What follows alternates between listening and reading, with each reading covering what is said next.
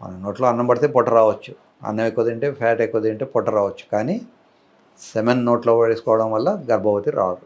అయితే చాలామందికి ఈ డిసీజెస్ గురించి అవగాహన ఉండదు. చాలామంది అనుకుంటారు ఎదుటి వ్యక్తిని మరి అడిగితే వాళ్ళు ఫీల్ అవుతారేమో అని. ఈవెన్ సుప్రీంకోర్టు అడ్వైజరీ ఉంది, పెళ్ళికి ముందు హెచ్ఐవి లాంటి టెస్టులు చేసుకోవాలి అని.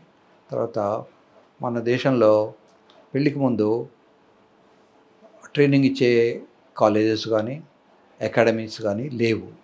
నిజానికి పెళ్లి తలుచుకున్నప్పుడు ఎలా బిహేవ్ చేయాలి, అబ్బాయి ఎలా బిహేవ్ చేయాలి, అమ్మాయి ఎలా బిహేవ్ చేయాలి, వాళ్ళ ఫ్యూచర్లో గొడవలు రాకుండా ఎలా ఉండాలి, తర్వాత పెళ్లి చేసుకున్న తర్వాత ఎవరు ఖర్చు ఎంత పెట్టాలి, కరెంటు బిల్ ఎవరు కట్టాలి, ఒకవేళ రెంటెడ్ హౌస్ ఉంటే రెంట్ ఎవరు కట్టాలి, కార్ మెయింటెనెన్స్ ఎవరు కట్టాలి, ఈఎంఐ ఎవరు కట్టుకోవాలి, ఎంత కట్టాలి, ఇవన్నీ కూడా ముందు డిస్కస్ చేసుకోవాలి. యూజువల్గా పెళ్ళి అప్పుడు